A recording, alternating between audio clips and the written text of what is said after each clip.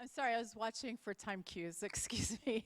Good evening and welcome to this conversation about education. It is the 24th here at Central Library that WFYI and the library and many other community partners have offered to this community. Tonight we are joined in partnership with MCCOY and Indiana Connected by 25, and we are thrilled that you are here. I also want to note that for any of you as you walked in and heard that the library is closed, it is, except for us. So it's pretty legit. However, it does mean that we won't be able to go check out books or go up to the 6th floor or anything when we're done tonight. Well, all of us are here tonight because we care about young people, and this work for all of us who are partners in this initiative is connected to the American Graduate Work. This is an initiative funded by the Corporation for Public Broadcasting, and it is a part of this partnership that brings us here. Our goal is to make sure that children make it to the first big goal, which is high school graduation, on time and ready to be launched into their adult world. Through that work, we want to make sure that we provide opportunities to deepen awareness of the issues connected to high school graduation, that we deepen people's understanding about that, and also that we end up providing you with opportunities to take action. In just a few moments, we will offer you a taste of a brand new documentary called The Homestretch. We'll get to watch 15 minutes of it, and in those 15 minutes, you'll meet 3 young people who live in Chicago, not that terribly far away. They've had some rough paths in our life, and as we do that, I would want you to know that you'll be able to watch the entire documentary next Monday night on WFYI. It's called The Homestretch. Our conversation tonight will be guided by Hope Hampton, and I'm so thrilled that she is here. Hope has a really unique set of qualifications that allows her to guide this conversation so masterfully. She's been a youth agency executive. She's been a dean of students at North Central. She's been the executive director of the Indianapolis Neighborhood Resource Center. She's helped to start a charter school. She worked in a faith community and still works in faith communities. But I would also want you to know about Hope that this is a passion for her. That one of the things that's special about Hope is that she's married to Dr. David Hampton, the Reverend David Hampton from Light of the World Christian Church. And one of the things that she's done in the last year is to form a giving circle of the pastors' wives from some of the African American churches in town to support children and women on their paths. She's also a partner, a board member of Safe Families and of Crystal House Academy. So with Hope's strong commitment to equity and community and youth and faith, she just knits together all the pieces that will help build supports around children. So there's just a couple housekeeping details I would offer you. You already know that the library's closed, so we can't check out books. But we are live streaming this, and we will then put this on our website this evening or early tomorrow morning so that you can watch it again. You'll be able to watch it at amgrad.wfyi.org. And then, because I don't want to forget anything else, as we move into the conversation, Hope will come to a point where she will ask for audience questions, and you may offer those questions on Twitter using the hashtag AmGradIndy, or we also have index cards, and if you didn't pick one up, we'll be happy to pass them around. And if you are on Twitter, and if you love to tweet, we would invite you to do that using the hashtag AmGradIndy and End Youth Homelessness as well. And finally, as you walked in, you would have seen some evaluation forms, and if you have a minute or two to complete those, we'd be so grateful. The makers of this film have as a part of their mission the opportunity to raise unheard voices, and so the feedback that you offer tonight will literally help them in future funding requests and help all of us know how we can serve our community better. And so with that, I think we should watch The Homestretch. Thank you for being here.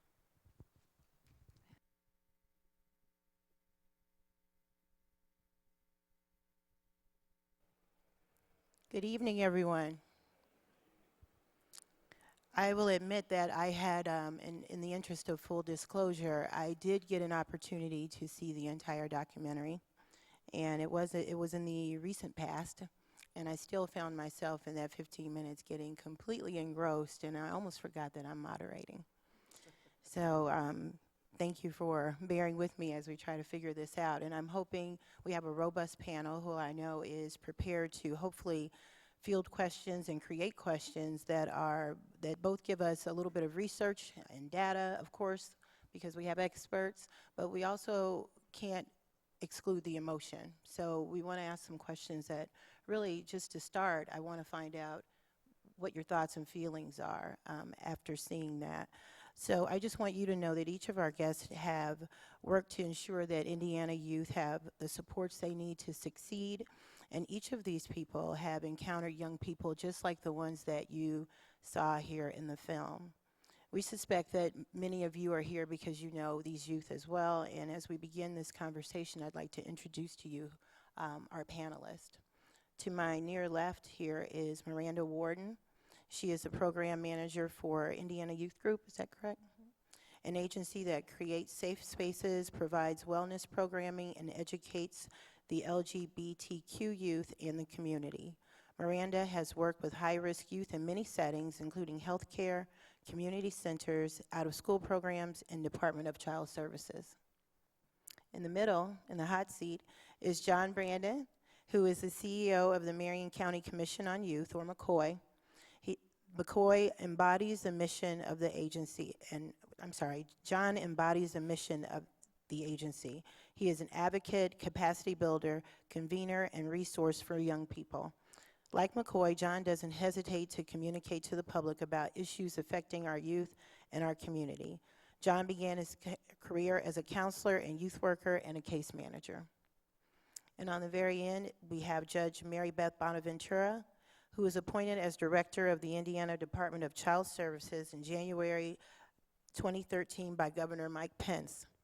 This state agency is charged with protecting children from abuse and neglect and working to ensure their financial support.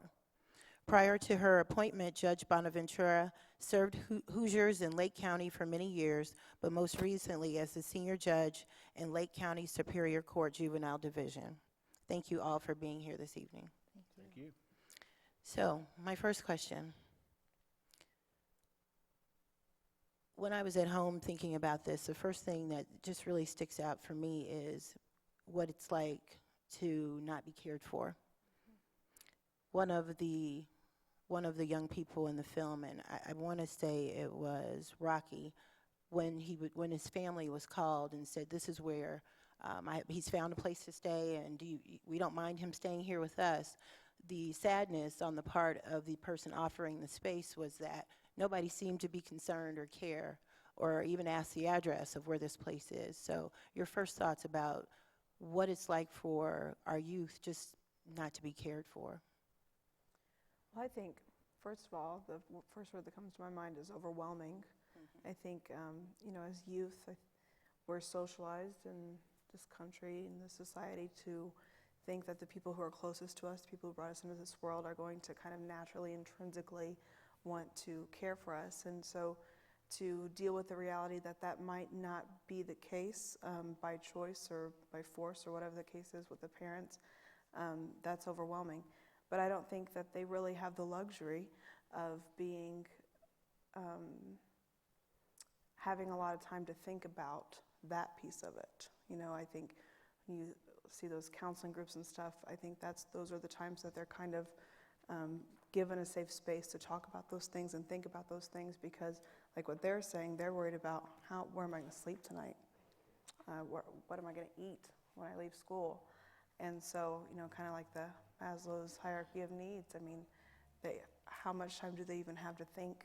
How much luxury do they even have to process through the emotional part of not being cared for, because the basic needs are such obviously priorities? So how overwhelming.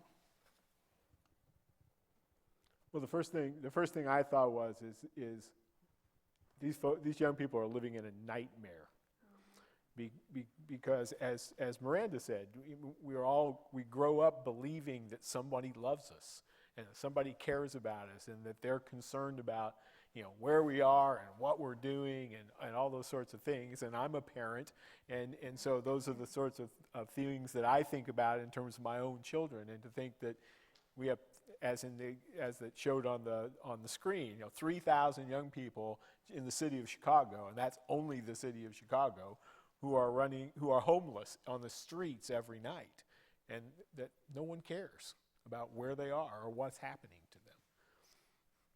Well, I had all sorts of thoughts, and I'm catching a cold, so I apologize for my voice, but I think that what I thought about those kids in that moment, how strong they must be.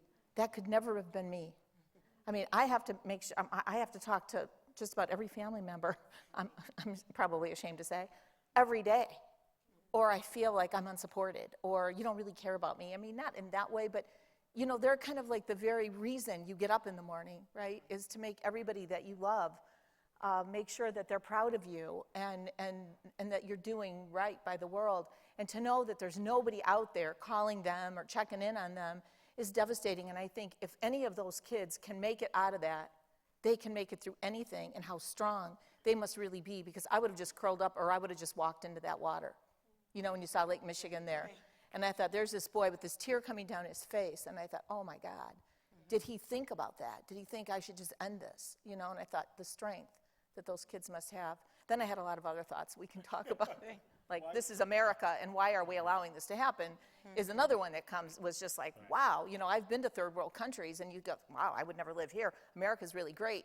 And then you see this movie, and you say, what the heck are we doing here?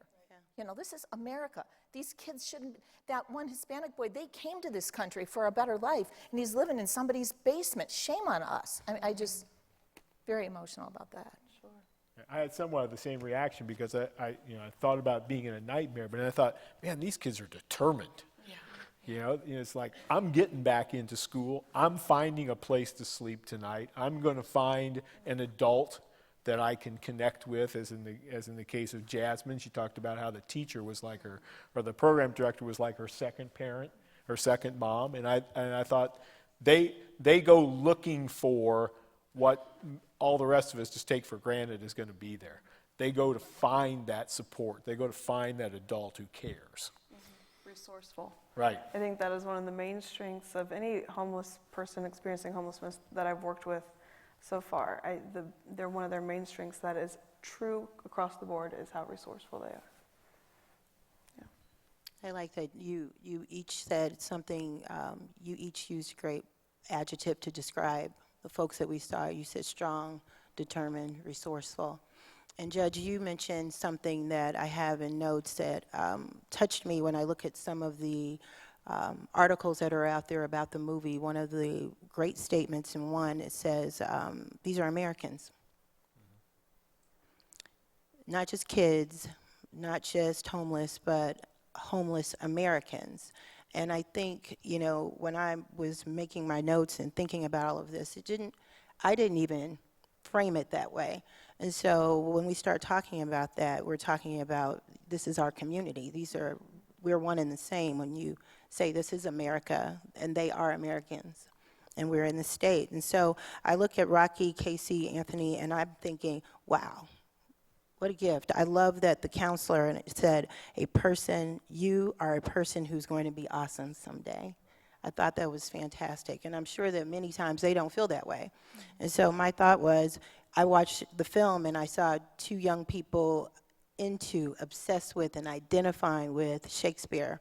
One is a poet, and so they're all into literature, right? And here they are with all these gifts, and clearly with these compassionate, they also just seem to be good people with much to give emotionally. We're missing out. And so my thought is, just exponentially, how many other people are we missing out on, with these gifts? Yeah, and obviously I work with LGBTQ youth, and homelessness is entirely too prevalent with our youth. LGBTQ youth are about 10% of the youth population, but 40% of the homeless youth population. And a lot of time that is invisible.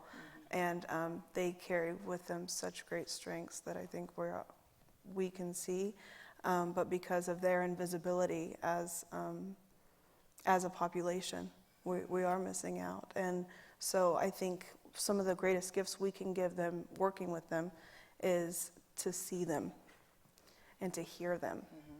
And to literally say that out loud, to say, I see you and I see all of you. I see all of your identities. I accept all of your identities and I honor all of your identities is, I think, some of the greatest gifts we can give to some of these kids. One word that sort of came to my mind was that these young people are victims.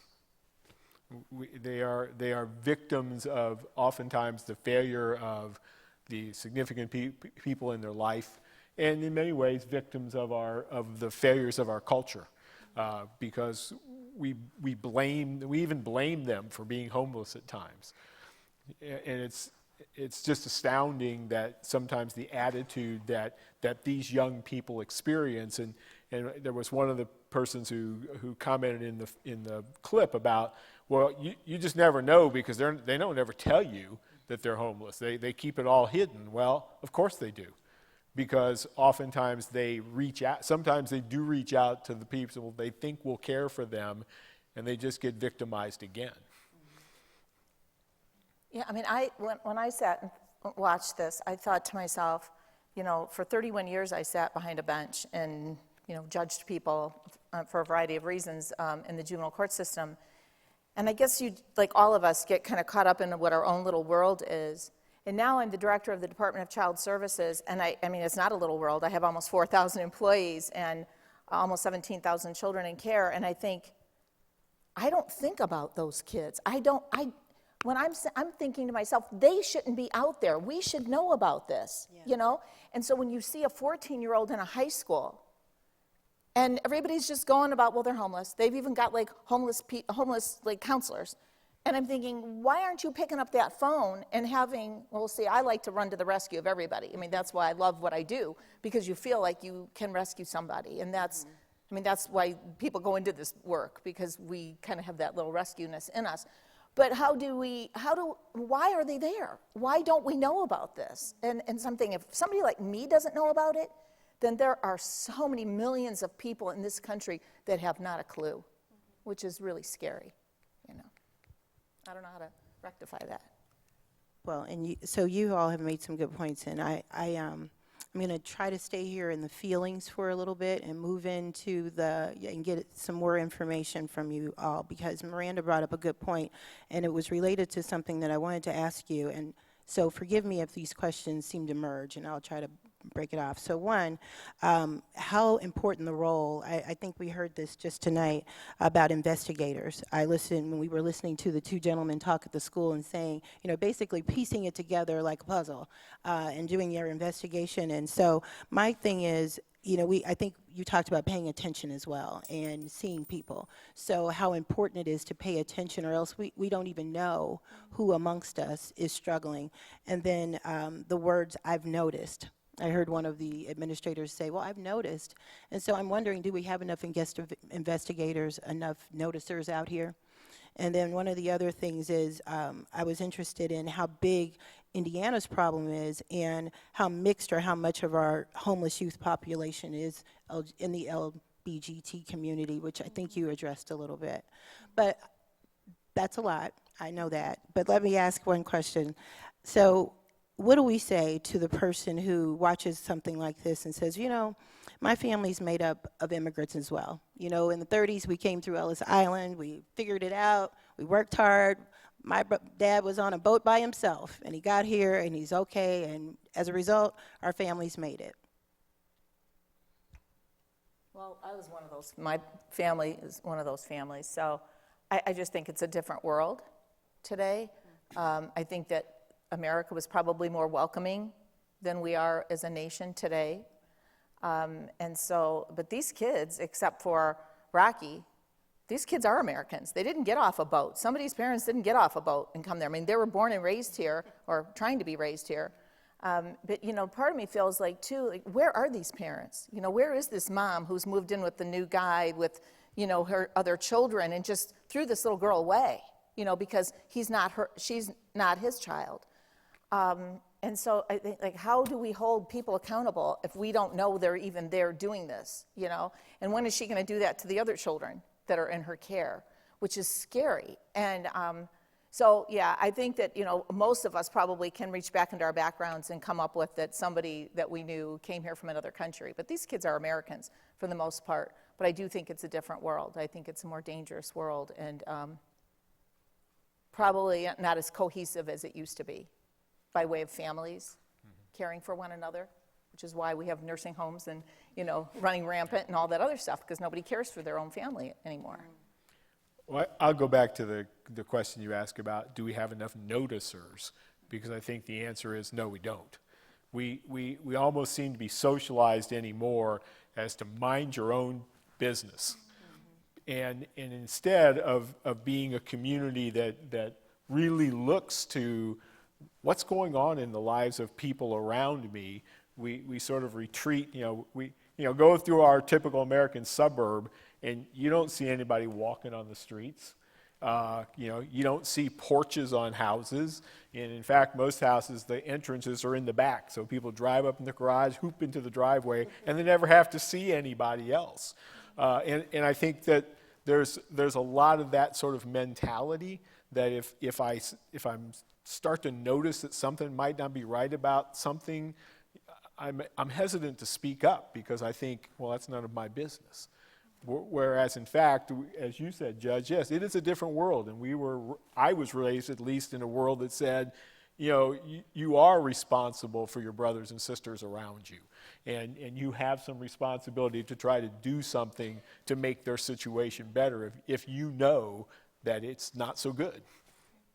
Yeah, and I think on top of all these attitudes, the transformation the world's undergone, the attitude of I'm going to mind my business, also resources. I think we don't have enough noticers because we don't have enough resources. I mean, so many schools or kids are in schools 40 hours a week, if not more, and teachers are expected to not just educate on with these, certain state standards, but also to be social workers themselves because we don't have social workers in the school. If we do have social workers in the schools, they have caseloads of like 80 to 90 kids, that's not an exaggeration, on their caseload that are even identified as needing those services. So we just do not have enough resources in place, provided, funded, et cetera, to be able to have the time, to have the ability to notice these kids. So, I mean, I agree, I think, and the issue is so compounded, it's hard to identify one thing that causes that. So I'm looking at the video tonight, and I'm thinking about how Chicago, the mayor, the governor, after SB 101, they were really, really loud about how they wanted to poach our city because, we're messing it up, so we're going to come and poach it. And everybody's welcome here in Chicago, right? And we're looking at this video, and I'm thinking, 2,000 to 3,000 children on the streets every night in Chicago. So, but what are our numbers like? Can any of you answer how many young people are on the streets a night in Indianapolis? I'll start. I can't answer that. In asking my staff about that, there's really two definitions of homelessness in this country. One is whatever that means, I'm not quite sure. But the number is like around 10 or 20, they say, of true homeless kids in Indianapolis in the federal definition. But, I don't know. How do we know that if they don't report it and no one's reporting it? And by the way, we live in a mandatory reporting state. Indiana, no matter who you are, not just teachers, not just doctors, not just, professionals, have to report if they know something about a child. So if you see something, say something. And so you don't have to be paid to be a reporter. You don't have to be a teacher. It could be anybody in a grocery store. And I think until we decide that we're going to start putting our nose in people's business and change the way our culture is, this is going to continue. Yeah. If there's anybody from CHIP in the audience who can give us the right statistics, then that would be helpful. But I seem to recall that the last homeless count that was done, which is it's a snapshot in time. It's a one-time count of the number of people they happened to find out on the street at night, and it was around 2,000, I believe. But in Indianapolis, but as we heard from the film, the population of folks who are homeless don't like to get anybody's attention. They don't want to be seen, so it makes counting the numbers extremely difficult. But we know that there are many, many children who, and we know the children are the fastest growing percentage of homeless folks in the United States, because children belong to families, and families are the ones who end up going homeless, and the children are part of that. No, they just finished a point in time for 2015, so those numbers I think should be coming out soon. We have an excellent outreach team who does that and provides services to those on the street physically. But going back to your definition, not everyone who is homeless is on the street physically or seeking services in a shelter, which makes this population even more invisible. And a lot of the youth that I work with, they do the couch surfing, they are staying with a friend temporarily, and so when I ask them where they're staying or where they're living, that's not even how we ask the question. We say, where do you sleep at night typically? To try to get at what their real situation is. Because if I ask so many of my youth, are you homeless? They're going to say no. I stay with my cousin. Drawing this, analogy between New Orleans and levees, and when they broke, I think there were places who wondered, well, how's ours? Are we okay? And so I think the same thing in this conversation. Chicago knows how many they have. We don't seem to know completely. Maybe somebody does, but are we prepared? What if our levees break? What system do we have in place here for young people if this thing breaks open? Because if we're having this conversation now and we're saying that the whole society it's different. You're right. Anytime you have to tell people, if you see something, say something. You have to make a poster that says that. It used to be you didn't have to tell people that. You said something. And so if that's where we are and young people are in danger and they are on the fringe and they are couch surfing and they don't really know where they live and they don't really have an address, how prepared is Indy, do you think? How long can we go on this way? I would say it's not as sustainable. I mean, when I have youth who report that they don't have any place to stay to me, especially if they're over 18, so I can't call DCS, and so between 18, 21, 22, there are two places that I can refer to safely. One that will have, they can sleep there at night. So I don't think, again, I'm going to preach resources all day long because I'm a social worker, but we just need more resources. We need more people to stand up and say, this is a gap I see, and I'm going to fill that gap. So, yeah, I would agree with Miranda. We need more. We have a couple here and there, but a couple is not enough for the size of the population that we have, and a growing population. And the thing that we sometimes forget is that homeless youth become homeless adults. That's right. And so if we have the opportunity to address the issue now and really to empower those young people, because that's what I think we all believe in, is that we want to empower these young people to be able to take control of their life and to become whole and productive and self-sufficient, then they're not going to become the likelihood of them becoming the homeless adults of the future is significantly lessened. So if any of the people that are in your shelter or whatever it is that, wherever you are and you find yourself, or you too, John, I think if the kids are under the age of 18, you have to make that call to us. And are we ready to serve them? Absolutely. And if we're not, then I'm going to make sure that we are. That's the responsibility of the Department of Child Services, to build capacity in the service providers, and there are great service providers in this city, and we will work with them to meet those needs. If they are over the age of 18 and you know that they've already been a ward, when they were younger, they can petition the court to come back into wardship until they're 20. So if they're 18, they can come back in. This is really new to Indiana for the last couple of years. We've extended the age to 20 so that kids can stay in foster care. But foster care for that 18, 19, and 20-year-old doesn't look the same as it does for a 10, 11, and 12-year-old. We have host homes that take kids that we don't have to worry about supervising. We have apartment living, shared apartments for that type of population. We also pay for apartments for that. We also have dormitory life, if we can get the child into, or the young adult, they don't like to be called children, I know that. They're all children when you're this old, so we try to get them into colleges, and so there are places for them that we can hook them up with housing and once they come back into our system. And it's voluntary. It's good to know. I was happy to hear that as well. Okay, good. New It's knowledge, called, thank it's called collaborative care. That's what we call that initiative. So, Miranda, you mentioned resources. I'm a social worker too. I love the word. But I'm interested to know what is the resource list? What do we need? More places for overnight care stay.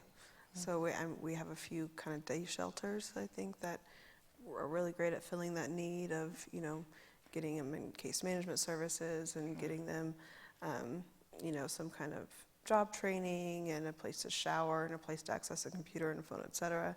But I think we need more overnight shelters for sure, for youth specifically, ones that, as someone who works with youth, I can say you will be safe here. Right. Anybody else have any ideas about what we need? Well, it seemed obvious watching that we need, as Miranda said, we need places for them to stay, study, be supported, maybe some counseling too, someone to talk to, maybe a chat line. I was in the state once at a conference, and they have counseling chat lines that you can just go and, if someone lets you use a phone, or do they even have pay phones anymore? I'm not sure. And you call a number and you can just talk to somebody and build a relationship with that person if it's something you really need to develop. And but I definitely think we have truck stops with gas stations. With showers for kids. Right. For people, anybody. The truckers. It seems like we ought to be able to figure that piece out, shouldn't we? Yeah. I think that's important. You mentioned connection, phone call. Loneliness was mentioned and sadness, which clearly lead to depression, right? So, and then we're on our way to dinner and encounter someone who appears to be mentally ill, who may have just been lonely in the beginning. What are we doing about mental illness? How much are we seeing the impact of that in particular with the young folks that you all work with? Yeah.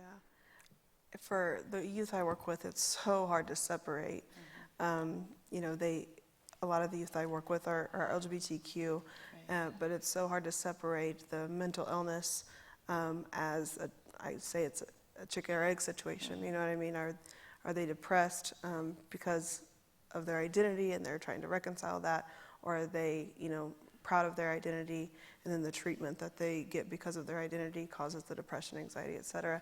And I think that's going a little bit back to needs, but we need our frontline workers to be culturally competent to deal with LGBTQ population, specifically with youth, because so many of LGBTQ youth who don't access services, they get kicked out of their house. 68% of LGBTQ homeless youth are homeless because they've been kicked out of their house due to their gender or sexual identity.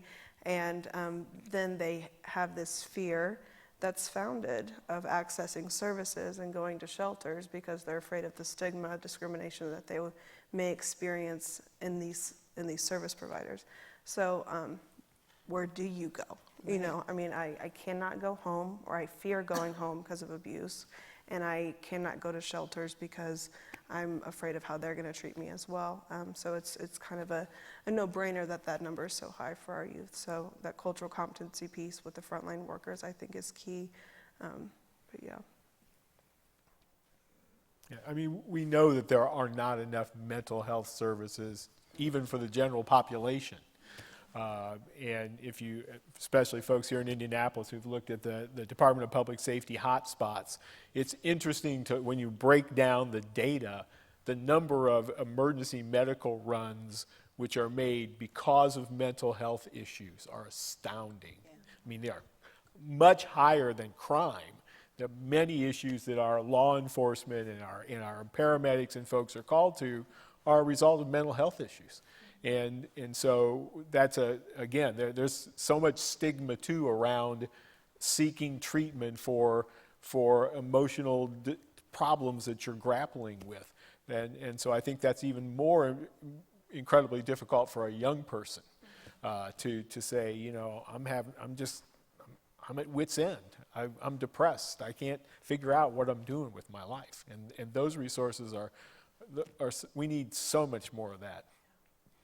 Yeah, I mean, just to think, listening to what all of you have talked about, like the depression piece and all of that, does that lead then to where your behavior just, you know, gets worse and worse? And maybe you weren't mentally ill to begin with, but you could see where, you know, rejection and loneliness and depression and failure drives you to mental illness, you know, and so you just, like you said, what comes first, you know, the egg or the chicken.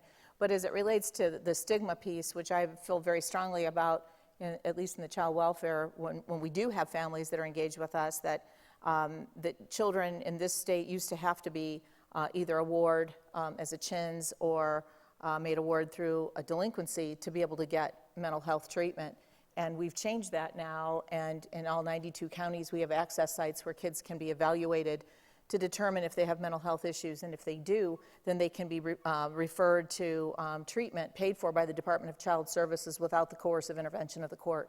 So I'm really proud of that. It's year 2 into that, and we've served about 700 families, and in fact we've placed about 55 children, have gone into residential treatment and successfully been discharged without any intervention from the court and no stigma attached as a CHINS or a delinquent.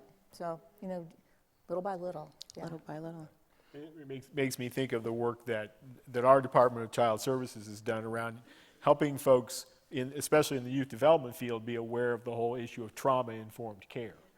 That because so much of the behavior of young people is a result of trauma that they've experienced in life, and we're talking about trauma of the first class with each one of these young people that we saw in this film. I think too that we can talk so much about the youth and the youth's needs and everything like that, but again, speaking to the great work DCS is doing, we need to train parents and we need to support parents and we need to educate parents and wrap them in services and wrap them in support, because many of these youth would not be homeless if the parents had enough resources and enough support of their own to be able to provide for their children, not just basic needs, but emotional support, access to health care, mental health care, et cetera. And then the same is true of the youth I work with. I mean, if we had parents who were just educated and supported around sexual and gender identity issues, it wouldn't be an issue of rejection. This is my kid, and that's what I need to know. And so I think that's true for parents across the board. We need to have more conversation without shame around supporting and educating parents. I agree. I think I know Judge's feelings when you mentioned Jasmine, the young lady whose mother in a new relationship with children of that relationship, and I saw her tears, and of course, you know, I felt that broke my heart as well. And I thought to myself, you know, and the first question people may ask is, well, where's mom? You know, that's what we do. I'm a mom, so we know everything falls to us. Where's she? But at the same time, I'm aware, as you were, Miranda, when you said that these parents need to be wrapped in services, that I'm sure many of these parents are just trying to survive. Whatever their survival mechanism is, you know, I'm gathering up what I can, and then some of us cannot even imagine dropping the child, but these children have been dropped. Right. And as a society, though, it shouldn't be okay for us to just keep moving. But so that's I was struck when Rocky said, "This is where I live, I guess." Yeah. And I thought to myself, you know, it just kind of hit me really hard, you know, to watch him in that space and look around. And I thought about their capacity. You know, these are clearly bright young people who we set up this caste now in this society in our country where, you know, you are trying to climb out, and you all have said it so eloquently, just wanting to, I just need to eat and know where I will sleep tonight. It's freezing cold, and I couldn't sleep because it was so cold, even with a roof. But bitter cold will do that. And so when you're trying to survive, how do you now think about going to be educated? And they were all so proud talking about education and how, what their plans were. I've just got to, I'm back in school. And this is a particular passion of mine, the folk who just can't seem to, got to this spot, but this brain works great. But nobody knows that because I need to eat and I need to find a place to stay. So we set up this permanent caste system in this world, in particular in this country, of folks who has nothing to do with their brightness, their intelligence. What are we going to do as it relates to this education piece? Because we all know there's just only so many places you can go without an education. And the frustration that an intelligent person who's reading Shakespeare has to feel when they can't get into school because grade point average isn't high enough. Not because they're not bright, but because they're just trying to live. Yeah. I think that regardless of a person's political persuasion, that's something so beautiful about our president is he has been able to, because of education, and I've heard him say that many times, because of education, he is where he is. And he didn't come from any kind of background of wealth or anything else, but he was able to access education. And so I think what this means for us working with youth is advocacy. So fighting for these youth to get that access and advocating for specific youth, one at a time, if need be, to be seen, to be heard, to be able to get the tutoring or get the food or get the counseling or whatever other barriers are in the way to accessing education. That becomes our role. Our role becomes as advocates, I think, in this situation. Yeah, I would agree with that. We have law in place that protects the educational rights of every young person, and every one of our schools has a McKinney-Vento coordinator, and that's their responsibility. It's much like the lady in the film. It's their responsibility to make sure that they're aware of what's going on with these young people who are homeless, that they're removing any barriers which would prevent them from achieving their educational goals. In many ways, while they have lots of other things happening in their life, our commitment to their education should be no different than the commitment that we make to the education of any young person who is in any of our schools. We ought to be making sure they have access to what it is that they need to achieve the goal.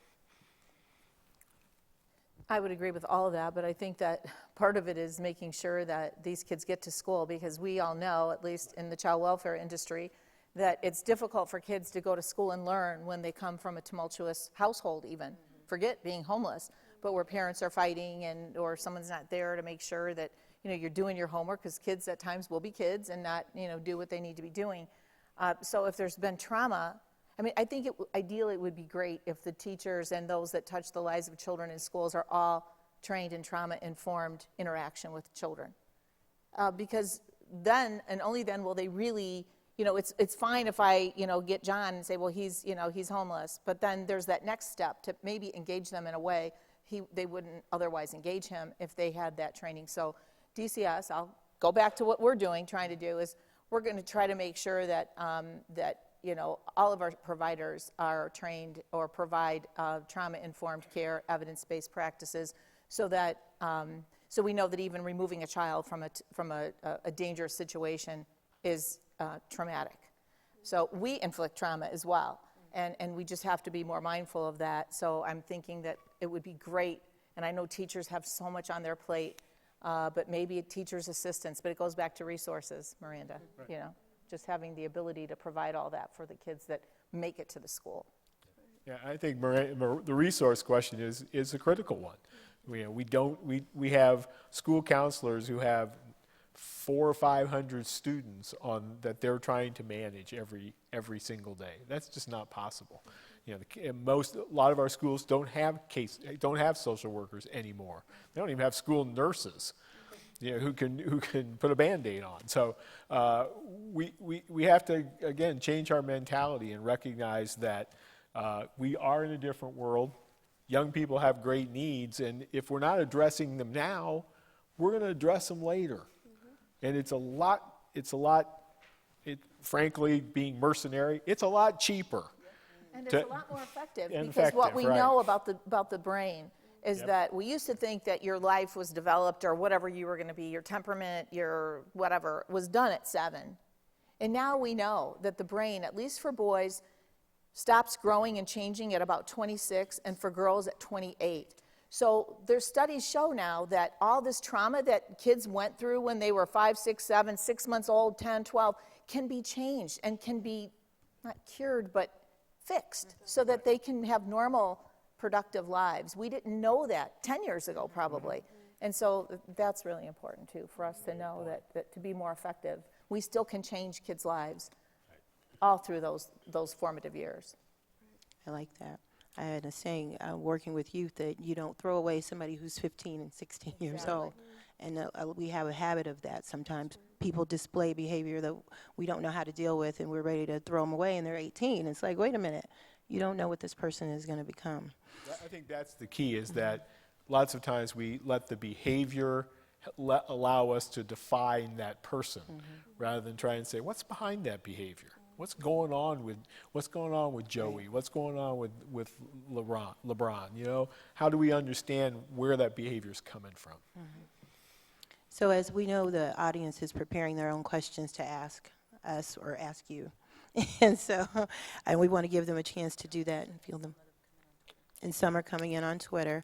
But I do want to ask the last question while we wait for these of this panel, and that is, do we need a call to action? And if we do, what is it? Which one? Right. Yeah, I think we do need a call to action, and I think it needs to be to the community at large, and not just necessarily of people working with youth, not necessarily of educators, not necessarily of legislators, but I think of all of those people, and then all of us as citizens and as a community, that we just need to pay more attention and be advocates. And I think it's easy to be an advocate once you're paying attention, because once you see the need and you hear the stories, and you know the tears are on your shoulder, then you organically want to be an advocate for those children. So I do think there's a call to action, and I don't think that there's one person or group of people that it's for. I would agree with that completely. It's the raising of our children is the responsibility of all of us, and we have a role to play. We don't have to fix everything, but all of us can have a role in at least fixing some of it. And I'll go back to that, if there are children or young adults or youth that are in schools, or that you know of, that are under the age of 18, that have never been a ward, and you know they're in those situations, I would implore you to call the Department of Child Services, so that we can get those kids in safe situations. And so people know we don't remove children at the rates that it used to be. You know, we used to remove kids, and we're going to fix that kid. We didn't work with families. But today, it's just a different world. We work with families, and we try to keep kids with their families, and we try to reunite them fast when we have to remove them, because we know the longer they're away, the longer they're going to stay away. And so we try to do all that, and the only way we can help those kids is if we know that they're out there. And we know they're there, and at least my eyes were opened with this film. They're out there, and I wish that people would call so we could help. And I agree with everything else, so I won't repeat it. That was said much better. So we have a few questions, handwritten questions, and I'm guessing the Twitter questions will come as well? Oh, okay, great. So I'd like to ask this one, I think is from the audience. Where could a homeless minor go tonight, tonight in Indianapolis? What are their options? Stopover Inc. Stopover downtown? Where are they specifically, do you know? Yeah, East 10th Street. East 10th Street, about Stopover. 2200 East 10. What happens at Stopover? What do they get? They have two main programs, a crisis intervention program, so that's for those youth under 17. I refer to them a lot, that's the only reason I know. And for those between 18 and I think their age is either 22 or 24, they have a transitional living program. And so they can stay there at the house, but then also get really wrapped in some nice case management services to help them become self-sufficient adults, so that it's a voluntary program, but their goal is not to sustain them until they can get into another shelter. Their goal is to sustain them until they can become self-sustaining. Okay, so how many beds are at Stopover? I don't know that for sure. I think it. Do you know how long a young person can stay?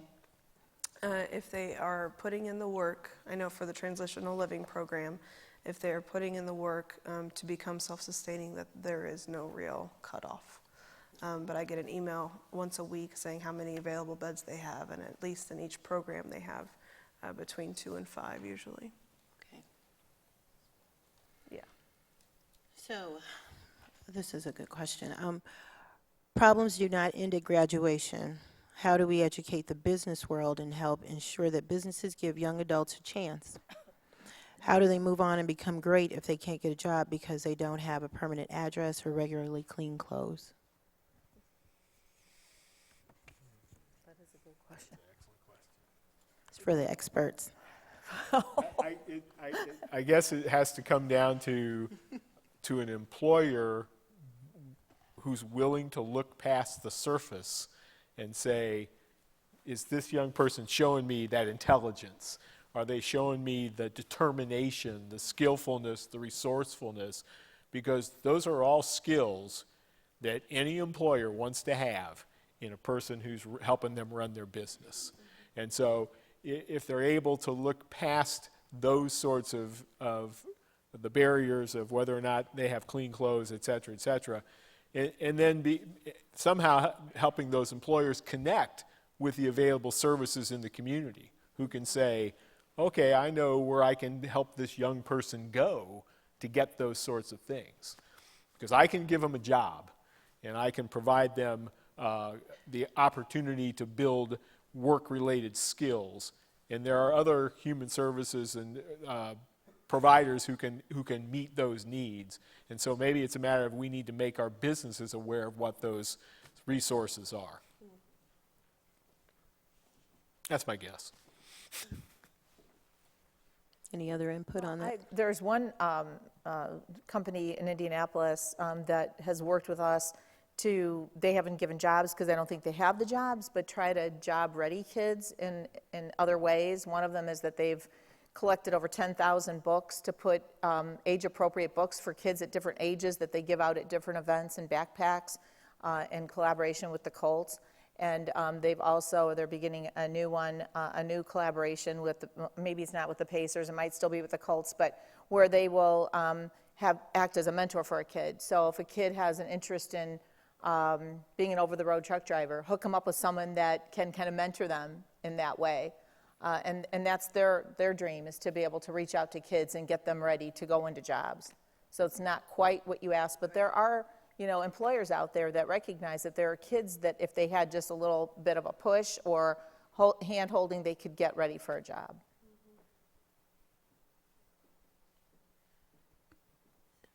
Thank you. So, another question. I think this is from Twitter.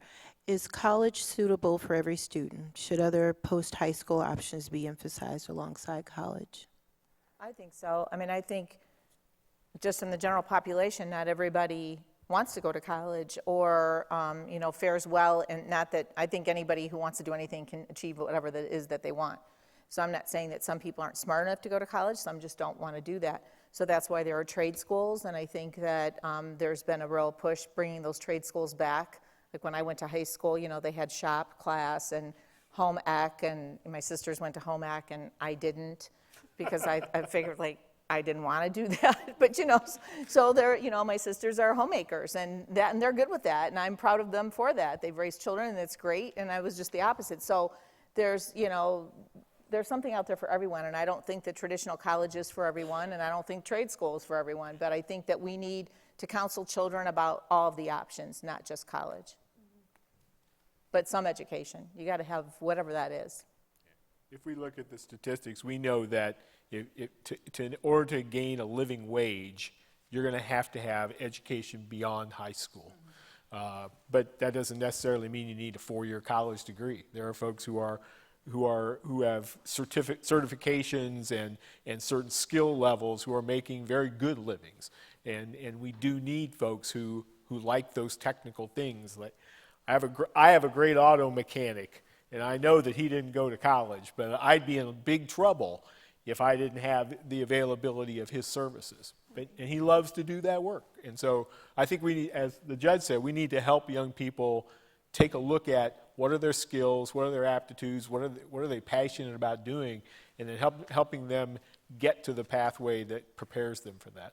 Yeah, I agree, and I think that speaks to working with these youth on an more individual basis, because I think there are a lot of youth who are suitable for college, but they don't know that they're suitable for college. Yeah. They don't have the self-esteem, they come from an abusive home, et cetera, so that is not an option in their mind because of those things. And so if we are working with our youth individually and really seeing them and paying attention to them and listening to them, then we can, I think access to all of the options is necessary for all the youth, but really working with them to kind of discern what's best for them is something that needs to be done intensively on an individual basis. Thank you for those responses. So here's another. How does this work legally? Are the parents not held responsible? Are the shelters given custody? Well, I mean, I think the parents should be held responsible. I mean, if we know of the parents, we know that child is there and there's a petition filed, then we hold parents accountable, absolutely. But if we don't know they're out there, then we can't do that. That's why we need to know. And not just accountable as by way of punishment, because I'm all about punishment too, don't get me wrong. As judge, I yelled at many a parent and wanted to punish them, because you see, that a lot of kids end up the way they are because of poor parenting. But aside from that, we're about strengthening families. I mean, that's what this is all about, is strengthening families, because when all is said and done and we go home, there has to be a family to take care of this child. And if we don't know about that family, we can't even begin to provide them services to help them get back together. Yeah. But they will be held accountable if they come into our system. Thank you. So here's a long one. 2 common themes tonight were, 1, it's a different world today. In other words, families do not care for each other like they used to. And 2, we need more resources, more money for more programs to take care of people. And they said, my question is it possible that the steady increase in welfare programs has brought about the breakdown of the family? I think we're looking at another chicken or egg situation here. And what is a family and what is the breakdown of a family, I think is a very kind of lofty conversation in and of itself that could take all night long. Yeah, I think perhaps a lot of these programs have come about because families don't do what they quote unquote should do according to whoever made those standards. But I think also sometimes families can't do.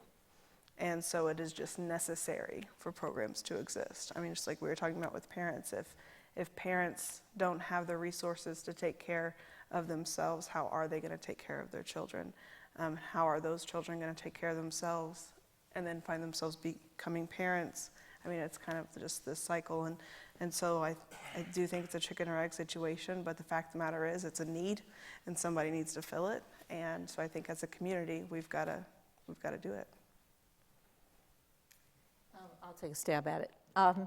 So probably I'm not going to be popular for saying it, but I think that the toothpaste is out of the tube. I don't think that we can go back and undo what was done in the New Deal after World War I, where, aid-dependent children was created because of the men that went to war and died and left behind women with children that were orphaned. And so this country took that upon themselves to help those women and children. And so now we help women and children who are not left without a caregiver or a provider. I mean, our world has evolved into something much different, but those benefits are out there now. So for us to say that it's going to be better if we take those benefits away, I don't think is going to work. I think that just continuing to give people things without something attached to it, just like for our children, you know, reward and consequences and all of that, that probably isn't going to work if we just, you know, do that. So I think that there's probably some middle ground, and that's to strengthen families to take care of themselves, strengthen people to be educated so that they can support their families, and maybe put some parameters around things that we give to people by way of money or benefits, saying, well, and I think we do that, you know, in that area, which isn't mine, thank God. Food stamps and all of that, you know, it used to be, but they broke us off, so I don't have to deal with that, so I don't know anything about it, but I do have an opinion. And, well, when you're a judge for 31 years, you always have an opinion. But I think that that's the beauty of America, is that we take care of people. That's why everybody wants to be here. People lose their lives to be here. You know, they get in drums to be put on ships and they throw them overboard because they know there's people trying to get to this country. It's because we're such a great country, which is why I say shame on us for letting our kids be homeless. So, yeah, are we going to turn our backs? Not if I can help it. We should never turn our backs. But, you know, maybe make it, you know, not just, you know, just a given that you're an entitlement. That, because people want to have purpose. And I don't think that people that just have their hand out feel like they're very purposeful. So I think that we need to help them become purposeful. I don't know if that answers anybody's questions, but it made me feel better. I thank you for that answer, but I would like to add, and I started to, as I read it, clarify something for the writer, but in quotation marks it says it's a different world today, and that was said, and then I think their explanation is that families do not care for each other. And I think what was really said here at the panel was that the community is different. It's not just the families are not caring for each other. And you said toothpaste is out. We did create aid to families for men returning, you know, men who didn't return from war, which is great. And it led to a great housing boom in the 50s. Some people benefited, and this country was really booming. I just think it's a different war now. And so for folks who want to take that back now, understand that this is still a war, and this is still post-traumatic stress for some kids. And for a big segment of our community, there's been a war. We just didn't call it one.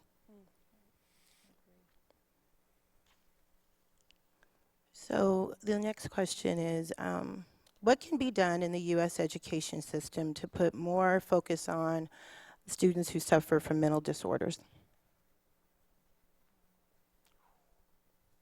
Well, we tend to, I think, use the education system because that's where all of our kids end up. Everybody funnels into the education system. I think what we have to help sometimes step back and say, well, okay, what's the responsibility of the education system, and what are the responsibilities of the other systems in our community who should be supporting them? Personally, I want my teachers to be the very best educators. I don't want them to be social workers, because that's a whole nother set of skills and competencies they need to have. I think what we can do for the system is, how do we make that system holistic, so that it's able, because it is the spot where the greatest majority of children end up, it's where we have contact and where we have the opportunity very early on to assess problems, barriers, whatever it might be.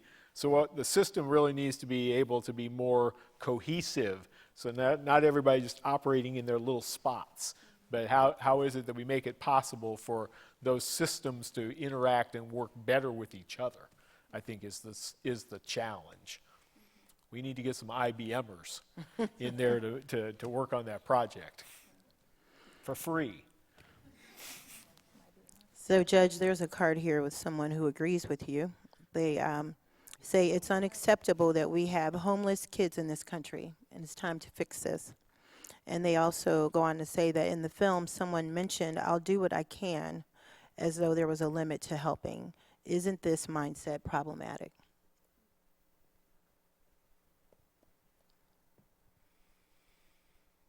Well, I'm sure it probably could be problematic if you could do more and you don't.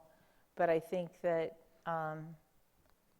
that's probably a reality, that there are people that are going to do what they can, with the resources that they have, maybe and not take away from their own children. I don't know what anybody's particular situation is, but, some people just don't have the ability, they can have so much they can give, maybe not of themselves, but of money, of time, or whatever, and that's the reality of it. So, I say if that's all you can give, that's better than not giving, I think you could take that exact same statement and kind of flip it.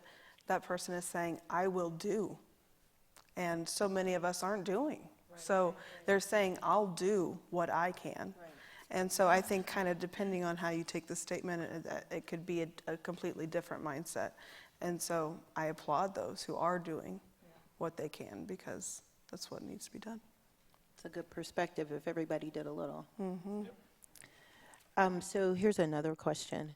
Why do we rely on ministry services and other not-for-profits who are taking most of these kids in? Why are kids more willing to be helped by ministry shelters than by government system and homeless shelters that, let me see, and the home, I just want to make sure I'm reading this right, and the homeless shelters that they can provide? How can we change that? And there's another, and because I took the care to write it in this really tiny writing, I'm going to make sure I say it because it's probably important. Does the government not move fast enough?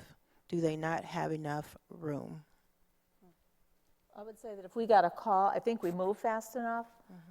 Identifying who can, be a support for the child takes a little bit of time to, figure out all the pieces. But we have a law in this state that, tells us what is a 1-hour investigation, what is a 24-hour investigation, based on the facts. So if somebody's life is in danger, we go right out. So I think we do move, but we probably don't have, enough shelter beds to fill 2,000 tonight, and that we can do better. But I think that, but going to the first part of the question, I think that for those of us that have ever belonged to a church and have a church home, as they say, you just feel comfortable. You're around like-minded people. You don't feel threatened. And so government really kind of has a bad, kind of connotation in some, respects. And so when you say government, you think, well, am I going to be taken from my parents? Are we going to be separated? Am I going to have to live somewhere and someone be mean to me and abuse me? All of that thing, the bad stuff that we see movies about, and some reality to it. So I think that kids and people are just drawn to churches, and we rely on them because they're in those homes. The people are there, hopefully, every Sunday and whenever they have services, and really get to know the families. And I think that that's kind of a natural progression for people to turn to. And I think it's a misunderstanding because many of our nonprofit entities receive funds from the government in order to provide those services. And I think, as the judge said, there's a comfort level and a trust level of those sort of community-based organizations, those faith-based organizations, so that people logically turn to them. And so, because sometimes there is that sort of distrust of government. Yeah. It's just kind of how the system is set up now. It's just set up so that the access point are these entities, whether they be faith-based or not, that have access to the kids or the families. And I think not-for-profit is the key, because a lot of them do take government money, but they aren't making a profit. It's just to run the programs that they have. And we love to partner with them because they do get out in the community and can reach people that maybe otherwise wouldn't be reached. Well, I'm glad to hear the question. As a church person, you often hear, well, where's the church? Why aren't they doing more? So I'm glad to hear somebody thinks that they're in it too much. Yeah. But I think that I think it's important to note that that is what the church is supposed to be about, caring for. So if people feel comfortable, that's a good thing. The last card here that I have is, it really isn't a question. It looks like maybe an additional list to add to our resource list. And they offer these things. Models for the care of youth and resources. First, caring for families, I think. They talk about boarding schools and care of orphans. Third thing is care of the poor and proactive living wages, free water, etc. They go on into capital and social partnerships and I guess the days of boys and girls clubs in towns and that type of thing. And the last thing they state is that we need to stop the culture of having a disposable population. That's all I have. Thank you so much for sharing all of your wisdom. Thank you for leading it. Well, as we get ready to close, I want to add a couple more comments. We're actually leaving a few minutes right at the end to make sure that you have the opportunity to interact with some folks in the audience. You've had a chance to learn a little bit more from Miranda about IYG and the services that they offered to LGBTQ youth in our community. You've had an opportunity to learn more about MCCOY and some of what they do, including a brand new app. So I know that John and some of his colleagues with the new Youth Resource Directory would love to have the chance to tell you about that. I know that the judge has colleagues in the audience. I've had the chance to chat with a few of them, and so if you have questions specifically about DCS, we've got some great folk in the audience. But I also want to point out Indiana Connected by 25, and I recognize several staff members here, including Connected by 25 CEO Sam Chris. This is an organization we didn't talk about a lot tonight, but they do provide wraparound supports and services to make sure that as children age to 25 out of the foster care system, that they are financially secure, educationally sound, healthy, and have homes. So that is another place the judge referenced that those young people can go back into care, and Connected by 25 is one of the organizations that helps to support them. So you have the chance to be in conversation with them about that. I want to say thank you to Hope for your leadership of this conversation tonight. It's a tricky, difficult topic. I also want to say thanks to Miranda and John and Mary Beth. Thank you for spending the time. These kids have tough lives. I also would like to point out a couple more things. We had a question from the audience, why weren't there youth on the panel? And I would say that as a longtime youth worker, sometimes we are careful about putting youth in situations where they might be the lone voice. It's a very lonely thing to be the only youth in the room. However, one of the things that WFYI did in partnership with the Expectations Project and 13 local school districts back in, I don't know, when was that? February, maybe. We held a youth summit at Pike High School, and we had young people from all 13 districts in Marion County, and those young people talked their hearts out. And that is available online at amgrad.wfyi.org. They talked about all the things that you all talked about tonight, and so much more. So I would encourage you to watch that. The Homestretch, 10 o'clock, Monday night on 20.1. There are also the evaluations that you have, if you'd be so good as to fill those out. And then we also duplicated a sheet that I would invite you to pick up. It's from WFYI's member magazine, but we did a profile of a young person from Connected by 25's Youth Advisory Council, talking about the way that she mentors other young people. I would also note that if this is a topic that interests you, on April 23rd at WFYI, we will host a training session. We'll watch a little bit more of the Homestretch, and then we've got some folks who are experts in education and immigration, and I can't remember the third panelist. I'm gone. Yeah. Foster care, pardon me, thank you. Who will be there, who will be able to really work with us on some more intense work on this. And then I feel like there was one more thing that we were going to add to this. I think maybe that's it. So please pick up one of those and take advantage of those resources, learn more about that. So on behalf of WFYI, Indiana Connected by 25, Marion County Commission on Youth, the library, thanks again for great partnership. Thank you so much for being here tonight. We've appreciated having you as guests. Thanks.